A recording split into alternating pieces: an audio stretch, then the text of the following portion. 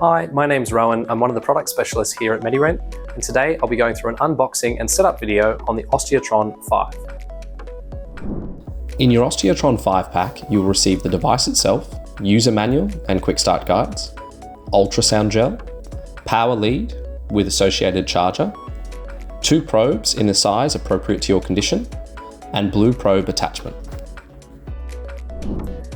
When it comes to your device, there are a few main components. The main screen, which is a touch screen, and a large central button at the bottom to turn the device on and off with.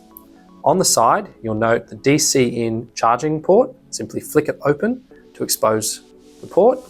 And on top, you have channels 1 and channels 2 for your probes. You can use the device with either one probe active or both simultaneously. When it comes to plugging in, you'll note that there's an oval shape.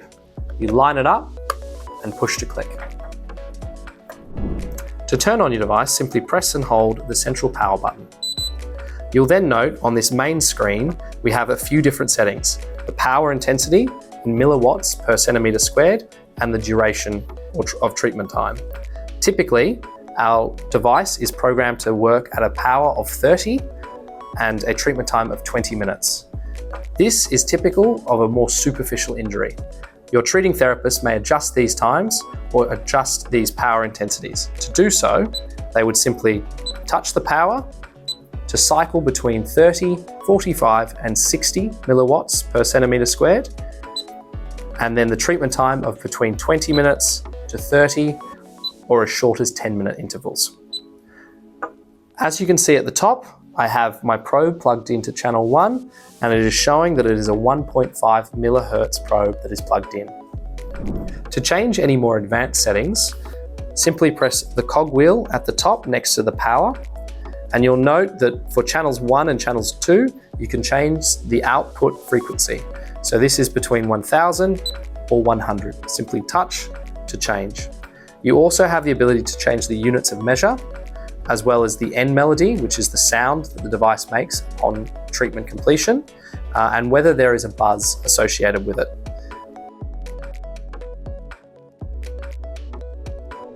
I'll now go through applying the blue rubber rope probe retainer. You'll note that the probe sits inside the retainer against 2 little cutouts on one side. For the video, I'm going to show you how to apply it without the probe already in situ. You'll note it has 2 arms with a clasp on both arms. To slide these to tighten, simply pinch and slide towards the probe's retainer. When applying, wrap it around the leg or arm you're treating, slide one arm through the other until it's firm, and then slide one clasp down followed by the other. In today's video, I've shown you with the probe attached around my pants. However, we would recommend applying directly to skin or over a cast. When your device is running, you will hear an intermittent beep. If this beep is a slow beep, such as this, it means the device is working as intended and the buzzer is on. If, however, you have auto contact on and the probe does not make contact with your skin adequately, a fast beep will begin. This means you need to reposition the probe until that beep slows down.